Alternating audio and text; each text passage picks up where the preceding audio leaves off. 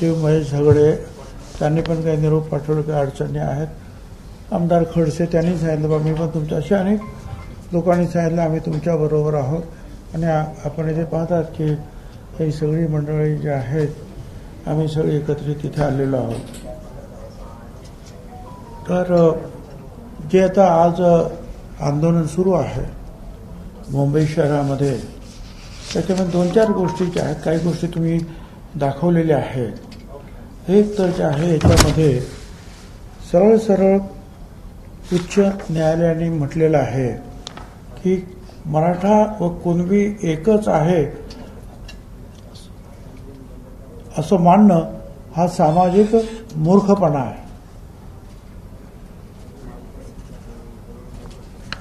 परत दुसरं पण असंच आलं जजमेंट, आणि त्याच्यात सांगितलं की मराठा आणि कुणबी या वेगळ्या जाती आहेत.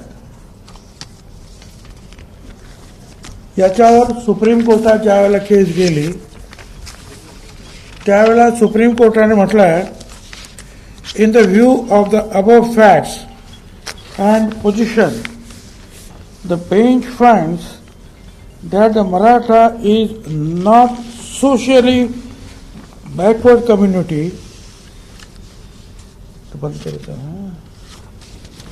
Maratha is not a socially backward community, but is a socially advanced and prestigious community, and therefore the request for inclusion of Maratha in the central list of backward classes of Maharashtra along with Kunbi should be rejected. In fact, Maratha does not merit inclusion in the backward classes for Maharashtra either jointly or Kunbi with Kunbi or under the separate entity office. म्हणजे कुणबी मराठा किंवा मराठा कुणबी किंवा नुसता मराठा हे जे आहे ते होऊ शकणार नाही, हे सुप्रीम कोर्टाने सांगितलं, वारंवार सांगितलेलं आहे, एकदा नाही.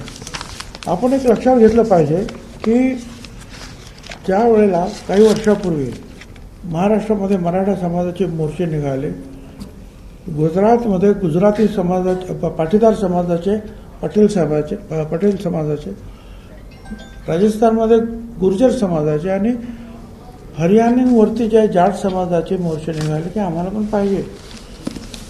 मग अशा वेळेला हा EWSचा जो आहे त्याचा हा एक पर्याय जो आहे पुढे आला, आणि त्याच्यामध्ये जे आहे हे जे statement of objects and reasons central government जो ॲक्ट बनवला त्याच्यामध्ये त्याने असं म्हटलेलं आहे, वाचूनच दाखवतो.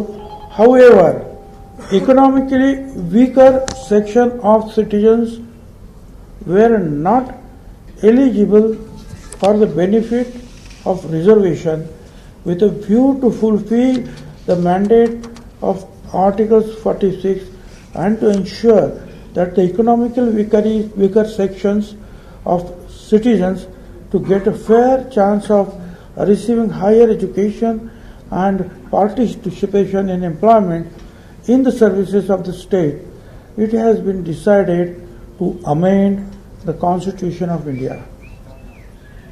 हे त्यांनी चक्क लिहिलेलं आहे की ज्यांना दलित वर्गात, आदिवासी वर्गात, ओबीसी वर्गात जे बसत नाहीत परंतु आर्थिकदृष्ट्या मागास आहेत, शैक्षणिकदृष्ट्या मागास आहेत, पण ते सामाजिकदृष्ट्या मागास नाही, हे जे रिझर्वेशन आहे 50% आतलं हे सामाजिकदृष्ट्या मागास असलेल्या लोकांचं आहे. 50% आपण जे म्हणतो ना सामाजिक, आर्थिक आणि शैक्षणिक आलंच, पण सामाजिक दृष्ट्या सुद्धा. पण असे काही समाज आहेत, गरीब आहेत, अशिक्षित आहेत, पण सामाजिक दृष्ट्या मागास नाहीत, त्याच्यासाठी हा हे EWS जे आहे त्यांनी काढलेलं आहे. आणि त्याच्यामध्ये त्यांच्या स्टेटमेंट ऑफ ऑब्जेक्शन रिझन्समध्ये जे आहे ना पूर्णपणे त्यांनी ते म्हटलेलं आहे. आता इथे सुद्धा जे आहे त्याप्रमाणे हे EWS जेव्हा लागू झालं त्यावेळेला जे 10% त्याच्यामध्ये 10मध्ये 8 केवळ मराठा समाजाचे उमेदवार त्यांनी फायदा घेतला असं महाराष्ट्र सरकारनं जाहीर केलं. माझ्याकडे ते कागद आहे. म्हणजे 10% सुद्धा 8 मराठा समाजाचे फक्त आलेले आहेत. आणि मग हे जर सगळं जे आहे हे जे EWS आल्यानंतर गुजरातमधलं जे पाटीदारांचं आंदोलन बंद झालं, गुर्जर समाजाचं आंदोलन बंद झालं, जाटचं बंद झालं, साऊथमध्ये काबूचं बंद झालं, कारण त्यांना 10% मिळाले. त्याच्यामध्ये ते सहज गेले, कारण 50% ते लोक जाऊ शकत नव्हते तिकडे. त्यामुळे मोठा समाज तोच होता की तो तिथे गेला. तरी सुद्धा काही नेते ऐकायला तयार नाहीत. मग आणखीन दुसरे 10% मराठा समाजाचं सेपरेट आरक्षण दिलं. एसीबीसी ते टिकवण्यासाठी लढाई सुरू आहे आता अजून. आणि मुख्यमंत्र्यांनी वारंवार सांगितलं की आम्ही ती लढाई जिंकणार, आम्ही हरणार नाही. मग हे असं जर आहे तर मग हे वारंवार जे आहे आम्हाला जे आहे एकत्रित द्या, ओबीसीमध्येच द्या, ओबीसीमध्येच द्या. आता त्यांनी हे जे आहे काय काढलं काय तर हे निजामाचं जे आहे काय तुमचं गॅझेटियर वगैरे वगैरे आहे. बरोबर, बरं ठीक आहे. त्याच्यामध्ये सुद्धा त्यांनी काय सांगितलेलं आहे, हे जे आहे हे गॅझेटियर जे आहे हे उस्मानाबाद आणि लातूरचं. त्याच्यामध्ये सुद्धा त्यांनी असं म्हटलेलं आहे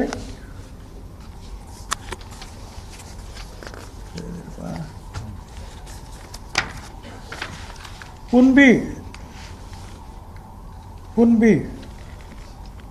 3560, कुणबी 3560. परत वेगळे लिहिले आहेत मराठा 2,46,490. म्हणजे काय, मराठा वेगळा आहे, कुणबी वेगळा आहे. हे मराठवाड्यातलं आहे. हे मराठवाड्यात तेच सांगताय. उस्मानाबाद बघताय ना कुठं? ते बरोबर उस्मानाबाद. आणि ते सगळ्यांचं आहे ना, छोटे तुमचं मोठं आहे. सेम 2 गॅजेट मिळाले. उस्मानाबादचं 21 द्या ना बाबा. हे 21 आहे. 21 मध्ये सुद्धा जे आहे हे झालं, मी 31 वाचलं. 1921 त्याच्यामध्ये सुद्धा हे कुणबी जे आहेत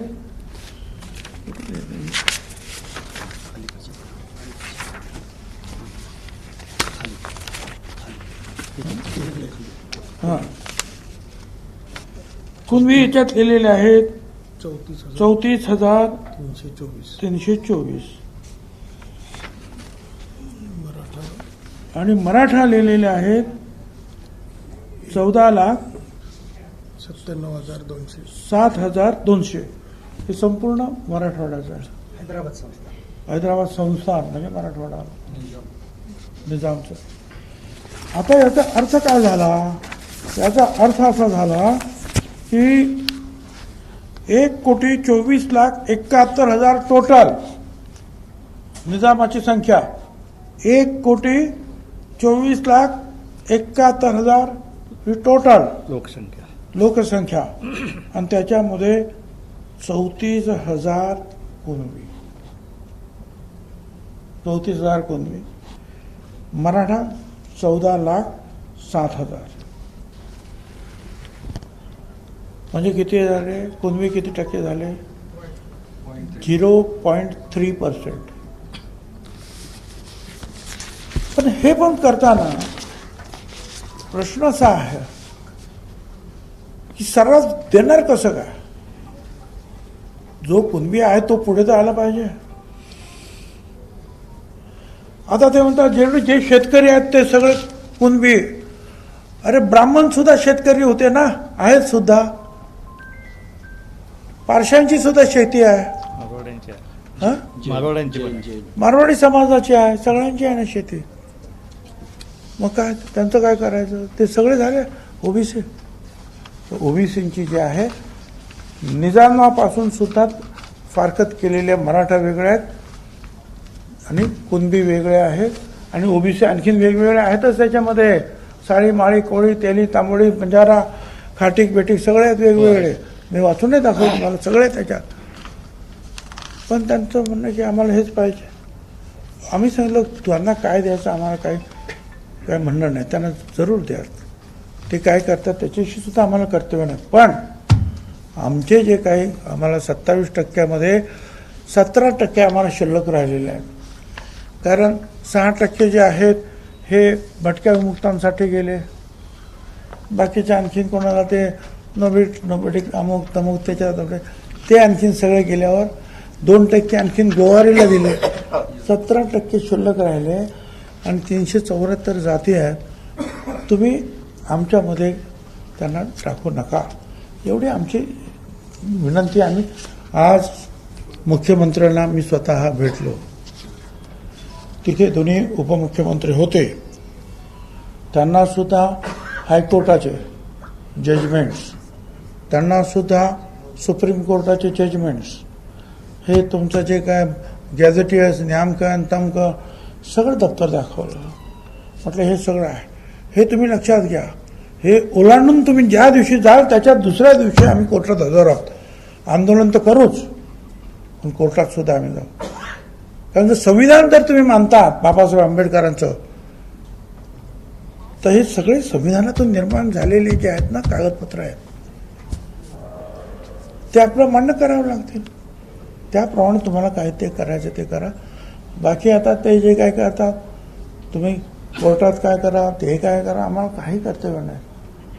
आणि आज आम्ही आमच्या सगळ्या लोकांना सांगितलं की आपण ते आणि सरकार पाहून घेईल काय करायचं ते. आपण आता तयारीला लागायचं आहे. अनेक ठिकाणी उपोषण सुरू केलं, अनेक ठिकाणी उपोषण सुरू करायचंच आहे. तहसीलदारापासून तर कलेक्टरपर्यंत सगळीकडे जे आहेत मोर्चे काढून एकच महत्त्वाचं वाक्य तिथं पाहिजे, आमच्या ओबीसीच्या वाट्यामध्ये दुसरे वाटेकरी नकोत. 200-250 फक्त होते, ते 374 झाले आमचे. ते साहेब म्हणतात 17 जाती तुम्ही नवीन घेतल्या. कुठल्या 17 जाती घेतल्या? अहो कुठला समाज? ओबीसी अंतर्गतच आहेत त्या.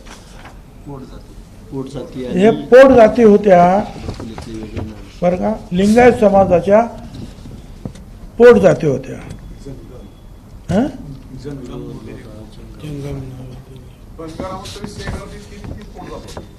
पोट जाती होत्या. या लिंगायत परवाच्या दिवशी झालं ना 8 दिवसापूर्वी, त्या लिंगायत समाजाच्या होत्या, पोट जाती होत्या. वेगवेगळ्या समाजाच्या असतात की नाही. माळी समाजामध्ये आहे हळदी माळे, कोळसे माळे, फुल माळे, आमच्या तसे 1 बैल तेली 10 बैल तेली वगैरे वगैरे. तसं वंजाऱ्यांमध्ये सुद्धा आहे, दलितांमध्ये सुद्धा आहे, सगळ्यांमध्ये, आदिवासीमध्ये सुद्धा कितीतरी, भटक्या विमुक्तांमध्ये सुद्धा कितीतरी पोट जाते. त्या पोट जाती आहेत. धनगरात समाजामध्ये पोट जाते. 29 पोट जाते. 29 पोट ते पोट जाती आहेत. त्या नवीन जात आणि ते कसं काय आहे त्याच्यासाठी आयोगाकडे जावं लागतं. आयोग वर्षभर 1.5 वर्ष त्याचा अभ्यास करतं. मग आयोग कळवतो गव्हर्नमेंटला की तुम्ही यांना घ्या आणि मग गव्हर्नमेंट ते स्वीकारतं. त्याप्रमाणे स्वीकारलेलं आहे आम्ही 374 पर्यंत. परंतु मराठा समाज ज्या वेळेला आला त्यावेळेला देशमुख कमिटी, खत्री कमिटी, सराफ कमिटी, बापट कमिटी, 4ही आयोगांनी जे आहे नकार दिला. 4ही आयोगाने, परत हायकोर्टाने नकार दिला, परत सुप्रीम कोर्टाने नकार दिला. आता आणि तुम्हाला हेही सांगतो, ही जे मंडळी म्हणतात मुख्यमंत्र्याच्या हातात हे नाही, मग ते शरद पवार असतील नाही तर फडणवीस असतील, कुणीही अशी जात ओबीसी मध्ये, एससी मध्ये ST मध्ये टाकू शकत नाही. ते शरद पवारांनी जे मंडल आयोगाने सांगितलं, भारत सरकारने मान्य, त्याचं फक्त इम्प्लिमेंटेशन केलं आहे. त्यांना अधिकारच नव्हता कोणाला काढायचा आणि कोणाला घ्यायचा.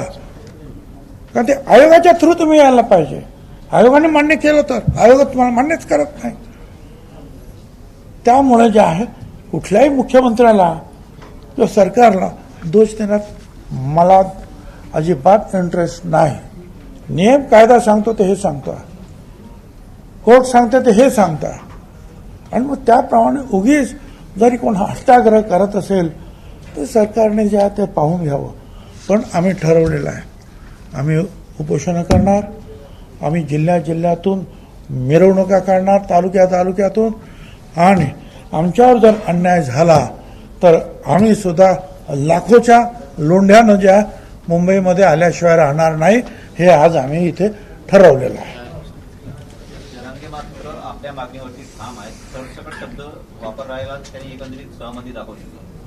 सरसकट काय? सरसकट शब्द वापरून प्रमाणपत्र द्यावं असं त्यांची मागणी आहे. वगळून ना, वगळून चुकीचं तुम्ही प्रश्न चुकीचा आहे. सरसकट वगळून द्या, आहे अभ्यास करा प्रत्येकाचा. आमचं काय म्हणणं, जे बिचारे कुंभी आहे ते कुंभी आहे, आम्ही मान्य करतो ना. हट्टाकर काही नाही आमचा.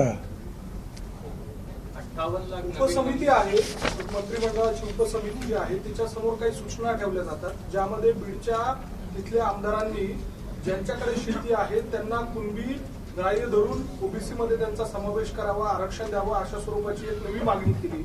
आणि या इथे आमदारांची मागणी केली काय म्हणजे कायदा बाजूला आणि संविधान बाजूला ठेवलं जात नाही. हे संविधान आहे, हे कायदा आहे, त्या कायद्याप्रमाणेच होईल. उद्या कोणी म्हणेल की मला दलित समाजात टाका आणि त्यांची मला हे द्या, नाही म्हणणार आम्हाला. तसं शेतकरी ज्या ब्राह्मणांच्या सुद्धा शेती आहेत, सगळ्यांच्या शेती आहेत. त्यामुळे शेतकरी म्हणजे काही हे असं नाही. आणि हे सांगितलंय ना त्यांनी, हायकोर्टाने सुद्धा सांगितलं की होणार नाही, हे असं नाही शक्य. आणखीन काय पाहिजे? आमदारांच्या मागण्यावर आणि जरी अधिवेशनात जर एकमुखी ठराव केला तरी ते होत नाही आहे. कसं करणार तुम्ही? त्याचा जो नियम आहे रस्ता, त्याच रस्त्याने जावं लागेल. आणि जे चुकीचं झालं तर कोर्टात ताबडतोब ते जाणार, खरंच होणार, संपणार. तेच तर मुख्यमंत्री सुद्धा म्हणाले की चुकीचं काय केलं तर दुसऱ्या दिवशी संपेल ते. ज्या पद्धतीनं अनेक आंदोलकांचं वर्तन आहे त्या बाबतीत अनेक प्रश्न निर्माण झालेले आहेत. हा सगळा प्रकार मुंबई हायकोर्टात गेला. हायकोर्टाचंही असं म्हणणं आहे की हे आंदोलन आता हाताबाहेर जात आहे. कुठेतरी सरकार हतबल होतंय का या सगळ्या गोष्टींपुढे? ज्या पद्धतीनं मुंबईतील रस्ते बंद होणं असेल किंवा सीएसएमटी स्थानकाचा सगळा परिसर कॅप्चर झालेला आहे. हायकोर्टात सुनावणी सुरू असताना मुंबई हायकोर्टाला पुढे आंदोलकांचा घेराव होता. सरकारची हतबलता पण समोर येते का या सगळ्यामुळे? असं की आंदोलन करायला लोकशाहीमध्ये कोणी बंधन घालू शकत नाही, पण ते शांततेनं लोकशाही मार्गाने ते व्हायला पाहिजे. काल मी असं ऐकलं की काही वार्ताहर भगिनी ज्या आहेत त्यांना त्रास देण्यात आला. त्यांनी तक्रार केली की हे काय आहे. खासदार त्या सुप्रियाताई सुळे त्या भगिनी आहेत, एक महिला आहे, खासदार आहे, त्या भेटायला आल्या की बाबा तब्येतीला सांभाळा. ही जी संस्कृती आहे, कशा प्रकारे तुम्ही वागणूक दिली त्यांना? त्यांना गाडीत बसताना काय त्रास तुम्हीच लोकांनी दाखवलं, गाडीवर वाटल्यावर. ही संस्कृती नाही ना. आपण छत्रपती शिवाजी महाराजांचं नाव घेतो आणि महिलांना अशी वागणूक देणार आहोत.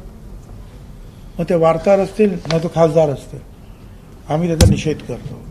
हे बरोबर नाही. तर हे जे सगळं जे आहे तुम्ही नियमामध्ये जे काय करायचं ते करा.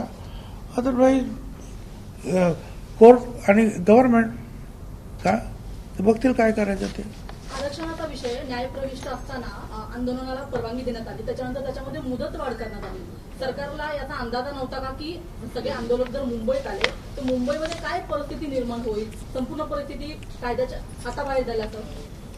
असं आहे ना की ती परवानगी का कोणी दिलं हे काही मला काही कल्पना नाही. तर मी मगाशी सांगितलं की सर्वसाधारणपणे बा कोणाला आंदोलन करायचं आहे तर ती शांततेने करावं, आणि त्याने लिहून दिलं आम्ही शांततेत करू, आम्ही आतमध्ये बसू, हे सगळं करू. आता हे लिहून दिल्यानंतर सुद्धा जर हे असे जर वागले, आता दिलं नसतं म्हणजे मी काही बाजू घेतो सरकारचा असं नाही, मी आज येथे ओबीसीचा एक कार्यकर्ता म्हणून बसलेलो आहे, पण नसतं दिलं तर बघा आमचं आंदोलन ते मुंबईत येऊन देऊ शकत नाही, का नाही, अशी सुद्धा टीका झाली असते. म्हणून कदाचित त्यांनी ते दिलं असेल, पण ते लिहून घेतलं होतं ना त्यांच्याकडून. आणि असं करणार अशी अपेक्षा तुम्हालाही नव्हती, आम्हालाही नव्हती ना, कुणाला नव्हती अशी अपेक्षा की असं होईल काहीतरी, असं करतील. जरांगेच्या मंचावरती अनेक अभ्यासक आहेत, त्यांचं देखील ते त्यांच्याशी चर्चा करते. म्हणजे हैदराबाद गॅझेट प्रमाणे किंवा इतर गॅझेट प्रमाणे आरक्षण लागू होऊ शकतं, त्यानुसार देखील त्यांचा अभ्यास सुरू आहे. द्या ना, काय ते द्या ना, कसं काय लागू होतं आहे आणि सगळ्या मराठांना लागू होतं तर द्या ना, आणि ते हायकोर्टाच्या सुप्रीम कोर्टाच्या विरोधात जाऊन द्या ना. अभ्यासक आहेत ते मोठे आहेत, आम्ही ते अभ्यासक नाही बाबा, पण हे जे वाचतं त्याच्यातून आम्हाला, आणि हे मी विधानसभेत सुद्धा वाचून दाखवलेलं आहे. त्यावेळेला मला वाटतं हे कोण होतं मुख्य मला माहित नाही, पण हाच विषय निघाला होता. त्यावेळेला मी विधानसभेत सगळं वाचून दाखवलेलं आहे. त्यावेळेला मला विचारत होतं ना, मग तुम्ही राजीनामा द्या, मंत्रिपदाचा राजीनामा. हां, ते एकनाथराव शिंदे मुख्यमंत्री होते त्यावेळेची गोष्ट. त्यावेळेला मी बोललो ना, हे सगळं दाखवलं. जरांगेंनी अजून एक मुद्दा काढलाय, तो म्हणजे सातारा गॅझेटचा त्यांनी विषय काढलेला आहे. सातारा गॅझेटमुळे पश्चिम महाराष्ट्रातील जो मराठा आहे तो कुणबीमध्ये येईल असं त्यांचं म्हणणं आहे. त्यापासून सुद्धा सरकारनं वेळ घेतला पाहिजे असं एक नवी मागणी आता पुढे आलेली आहे. अरे सगळेच गॅझेटियर्स आहेत, काय बॉम्बे गॅझेटियर सुद्धा आहे, सातारा आहे, याहून आहे, तेव्हा आहे, सगळ्या देशाचे गॅझेटियर्स आहेत. आणि मग त्याच्यामध्ये कोणतरी कुणबी असणारच आहे, मराठा असणारच आहे, तर त्यांना सगळ्यांनाच लागू करा. त्यांच्या एवढा अभ्यास काही आमच्याकडे नाही बाबा असं काय याच्यात. जरांगेच्या मंचावरती सगळे राजकीय नेते येत आहेत, परंतु एकीकडे एकनाथ शिंदे असतील किंवा अजित पवार असतील यांच्यावरती जरांगे थेट टीका न करता फक्त फडणवीसांना मुख्यमंत्री म्हणून टार्गेट केलं जात आहे आणि कुठेतरी सामाजिक तेढ सुद्धा यातनं निर्माण होते. मला तुमचा प्रश्न समजला नाही. दोन प्रश्नाचे एकदम गल्लत झाल्यामुळे माझा गोंधळ उडतो. दोन्ही उपमुख्यमंत्र्यांचं नाव न घेता केवळ फडणवीसांवरती मुख्यमंत्र्यांवरती टीका केली जाते. त्यांना विचारायला पाहिजे ना तो प्रश्न माझा नाही ना. ते टीका ते करतात, मी नाही करत आहे ना. आणि कुणी जायचं काय जायचं हे शेवटी मुख्यमंत्री ठरवत असतात. अगोदर जे काही शिंदे कमिटी नेमलेली आहे, शिंदे कमिटी नेमलेली आहे, त्यांचा काय अभ्यास, आणि ते सगळे जजेस आहेत ना रिटायर्ड, आणि प्रधान सचिव आहे त्याच्याबरोबर, त्याच्यानंतर आहे ना ते स्टेप बाय स्टेप. साहेब, तुम्ही मुख्यमंत्री यांना भेटला, त्यावेळेला हे सगळे पेपर्स दाखवले, त्यावेळेला त्यांनी तुम्हाला नेमकं काय आश्वस्त केलं? तर त्यांनी हे सांगितलं की तुमचं म्हणणं जे आहे ओबीसीला धक्का लावणार नाही, आम्ही ओबीसीला अजिबात धक्का लावणार नाही. कुणबी प्रमाणपत्रावरनं राज्य सरकार PR काढण्याची तयारीत आहे आणि त्यामध्ये त्याचा अनुषंग असा आहे की गाव पातळीवरती स्क्रुटिनी समिती बनवून तशा पद्धतीनं सुलभता येण्यासाठी म्हणून ती सगळी त्या बाबतीत GR काढला जाणार. त्याच्यावरती तुम्हाला काही माहिती आहे का? किंवा मला काही माहिती नाही आहे. माझं काय म्हणणं आहे की आतापर्यंत शिंदे समितीने काम केलंच ना. तिकडे गेले, तेलंगणाला गेले, इकडे गेले, तिकडे गेले, अभ्यास केलेला आहे. तसं काही आणखीन अभ्यास करायचा आणखीन करा. परंतु तुम्ही म्हणाल सर्रास मराठवाडा आणि सर्रास पश्चिम महाराष्ट्र आणि सर्रास मुंबई प्रांत, हे काही शक्य नाही. याला विरोध होणार. आंदोलनाची घोषणा करताय तुम्ही, कधीपासून आंदोलन सुरू होईल? कारण की ऑलरेडी मी आंदोलन आमचं सुरू झालं, पण आंदोलन म्हणजे तुमच्या इथेच येऊन अशा प्रकारचा गोंधळ घालणं म्हणजे आंदोलन आहे का? आम्ही गावात आंदोलन सुरू केलेलं आहे. आम्ही तालुक्यात, जिल्हा परिषद, जिल्ह्यामध्ये, तिथे आता उद्यापासून आम्ही जे आहेत कलेक्टर कचेरीवर जाणार आहोत, त्यांना देणार आहोत आमचं निवेदन. काय म्हणतात ते, काही लोक जे उपोषणाला बसणार आहेत, आणि हे सगळं हे करून सगळ्या महाराष्ट्रामध्ये. त्याच्यानंतर आम्हाला जर पुढे असं वाटलं की हे जे आहेत काही गोष्टी आमच्या विरुद्ध जाणून बुजून सरकारनं जर गेलेले आहेत किंवा आमच्यावर अन्याय झालेला आहे तर हे थोडंसं गणपती आणि गेल्यानंतर आणि आज जसं कोर्टाने सुद्धा विचारलं की त्या काय आझाद मैदानामध्ये पाणी आहे बसायला, त्यांनी सांगितलं पाऊस होता, तुम्हाला माहिती होतं, मग कसे काय आला तुम्ही पाण्यामध्ये? तर हे सगळं तोपर्यंत निपटू द्या, मग बघू, येऊ आम्ही. सरकार सर्व पर्यायाची चाचपणी करते आहे. 2 दिवस झाले मराठा मंत्रिमंडळ उपसमितीची बैठक होते आहे. जरांगे मागे हटायला तयार नाहीत. मग याच्यातून मार्ग कसा निघेल, तोडगा कसा निघेल? ते आता ते समिती आहे, शिंदे समिती आहे, नंतर विखे पाटील समिती आहेत, ते त्याच्यावर अभ्यास करतात. माझा मुद्दा एवढाच, भटक्या विमुक्त ओबीसींवर अन्याय होऊ देणार नाही, एवढा. बाकी त्यांना काय करायचं ते करू. राज ठाकरे म्हणतात शिंदेना विचारा काय ते. हो, आता राज ठाकरे म्हणतात ठीक आहे, आता त्यांना काय उत्तर द्यायचं आहे ते जरांगेने दिलेलं आहे काय. परंतु जे आहे सगळ्यांनी चांगली भूमिका घेतलेली आहे की बाबा माणुसकीच्या दृष्टीने जे आहे तिथल्या लोकांना चहा पाणी नाश्ता जेवण द्या. तुमच्या ओबीसी नेत्यांवरती हल्ले होत आहेत, तुमच्या ओबीसी नेत्यांवर काही ओबीसी नेत्यांवरती हल्ले पण होत आहेत. काय होत आहे? हल्ले होत काही ओबीसी नेत्यांवरती हल्ले पण होत आहेत. कशासाठी? आम्ही कोणाला हल्ली करत नाही, ते का आमच्यावर हल्ले करतात? हा, लक्ष्मण हाकेंवरती हल्ले झाले. हो बरोबर ना, तुम्ही का पण कशासाठी करतात? आणि असे हल्ले झाले तर पोलिसांनी ताबडतोब निर्णय घ्यायला नको का? पाऊल उचलायला पाहिजे त्यांनी.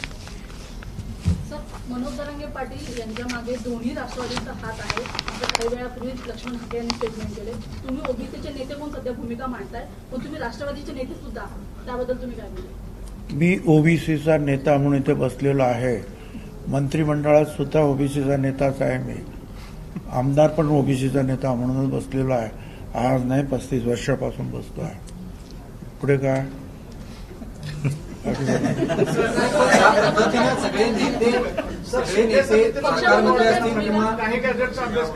असं आहे ना, ते जर तिकडे मराठा म्हणून जाऊ शकतात तर मी सुद्धा ओबीसी म्हणून जे आहे त्या गोरगरिबांसाठी लढू शकतो.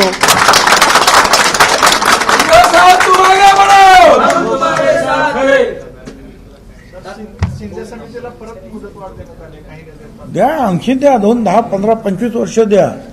आमचं काहीच म्हणणं नाही हो. एक एक घर तपासा, द्या ना, कुठे निघतील तिकडे द्या. आमचं काही म्हणणं नाही. आणि हे पण चेक करा म्हणावा, ज्यांनी खोटी सर्टिफिकेट घेतली त्यांची सर्टिफिकेट रद्द सुद्धा करा, ते पण करा म्हणा. सर, हिंदी में जानना चाहेंगे, आज जो है बैठक संपन्न हुई, यहाँ पे क्या निर्णय लिए गए इस पूरी बैठक में? यहाँ जो है सारे ओबीसी के हमारे सारे जो अलग अलग घटक जो है, जैसे VJNT है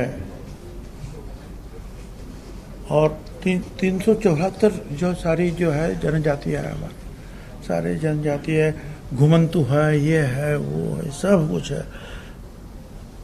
तो ये सब जो है अलग अलग इन जो लोग मेरे यहाँ बैठे हैं, कई लोगों के अलग अलग जो है ओबीसी संस्था संगठन है और समता महात्मा फुले समता परिषद के हमारे सारे लोग, हम सारे यही जगह बैठे हैं और हमने जो विचार विमर्श किया कि आगे हम क्या करेंगे.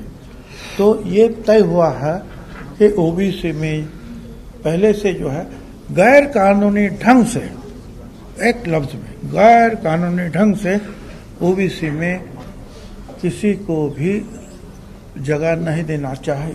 कदम कि जो कानून, जो हाईकोर्ट के जजमेंट्स है, सुप्रीम कोर्ट के जो निर्णय है, उनको देखा जाए, मंडल कमीशन को देखा जाए, कालेलकर कमीशन को देखा जाए. वो 2 कमीशन जो निकले, मंडल और उन्होंने भी नकारा है कि ये जो रूलिंग कम्युनिटी है, मराठा कम्युनिटी, वो बैकवर्ड नहीं है. यही सुप्रीम कोर्ट ने कहा. यही 4 यहाँ जो आयोग बने उनका भी जजमेंट यही आया. तो इसके विपरीत जाकर अगर कुछ गलत, हाँ, जहाँ तक वो कहते हैं कि हैदराबाद गैजेटियर है ना, वो गैजेटियर, तो देख लो क्या है उसमें. उसमें भी कुनबी अलग दिखाया है, मराठा अलग दिखाया है, ओबीसी अलग अलग अलग अलग दिखाया है. तो देखो, और जिसके पास जरा भी कोई प्रूफ है कुनबी दे दो, मगर एक साथ सारे मराठवाड़ा, सारे पश्चिम महाराष्ट्र, करोड़ों लोगों को कुणबी बनाया जाए, ओबीसी बनाया जाए, वो हम नहीं होने देंगे। हमने आज मुख्यमंत्री से भी मुलाकात की, उप मुख्यमंत्री, उनसे भी दरख्वास्त की कि ये नहीं होना चाहिए, हमारे ऊपर अन्याय न होगा। आप और किसको क्या देते हैं, हम इसके बीच में नहीं आना चाहते हैं। हमारे इसमें जो गैर कानूनी ढंग से जो है कोई अंदर नहीं आना चाहिए। ऐसे भी हम 250 से जब महाराष्ट्र में इम्प्लीमेंटेशन हुआ तब, अब 374 है। इसका मतलब इतने सारे लोगों को हमने लिया ना, मगर वो वाजिब था, कानूनी था। वो उसकी छानबीन करके फिर जब कहा गया आयोग ने कि इनको लेना चाहिए, हमने लिया, हमने विरोध नहीं किया। विरोध इनको किया है 4 आयोग और सुप्रीम कोर्ट, हाई कोर्ट ने। हम क्या करें? तो ये नहीं होना चाहिए। और दूसरी बात है कि भाई हम लोगों के ऊपर अन्याय ना हो, नहीं तो हमारे ओबीसी भी जो है अलग घटक जो है वो कोई अभी उपोषण कर रहा है, जो मोर्चे निकाल रहा है, और हम भी अभी उसी भी रास्ते पे जो है बिल्कुल शांति के साथ हम अपना विरोध जो है गवर्नमेंट और लोगों के सामने प्रदर्शित करेंगे। आज से हमने सबको बता दिया है कि सब लोग गांव में, तहसील में या जिले में आप जाइए और बस ओबीसी पर अन्याय ना हो, और बाकी जो भी लिखना है लिखो, जिनको उपोषण करना उपोषण करो, हड़ताल भूख हड़ताल करना करो, और अगर कोई अन्याय गलती से भी हुआ तो फिर हम सब लोग एक होकर हम भी, जैसे वो आ सकते हैं हम भी आ सकते हैं, हम भी बड़े शांति के साथ रहेंगे, सब कानून नियमों का हम भी पालन करेंगे। सुप्रीम कोर्ट का आपने जिक्र किया, बॉम्बे हाई कोर्ट का जिक्र किया, समितियों का जिक्र किया, लेकिन लगातार देवेंद्र फडणवीस से वो आस लगा के बैठे हैं, तो मुख्यमंत्री का इस पूरे आरक्षण में क्या रोल? ये आरक्षण में किसी का भी रोल नहीं है। कोई मंत्री इंटरव्यू नहीं कर सकता है, कोई मुख्यमंत्री इंटरव्यू नहीं कर सकता है। आना है ओबीसी में आयोग है, आयोग के थ्रू वो छानबीन करेगा। फिलहाल जो है 17 छोटे छोटे जो उपजातियों को जो है हमारे मंत्रिमंडल ने हाँ बोल दिया, वो जो है कौन सी जात, लिंगायत समाज के जो है उपजाति जो है छोटी छोटी कुल मिलके जो है 5-10 हजार भी नहीं होंगे, वो जो छूट गए थे वो आयोग में गए। आयोग ने कहा ये छूटे हुए हैं, इनको लोग मंत्रिमंडल में लिया है, तो ठीक है, हम ना कहा बोल रहे हैं भाई। मगर गलती से जो है अगर कोई पॉलिटिकल जो है, कोई बलदंड है, कोई शक्तिशाली है, कोई पॉलिटिकल पावर, मसल पावर, मनी पावर, ये जाकर कुछ करना चाहते तो हम लोग भी अपनी जो आवाज जो है उठाएंगे। ये लड़ाई सिर्फ आरक्षण की नहीं तो राजनीतिक लड़ाई के तौर पर भी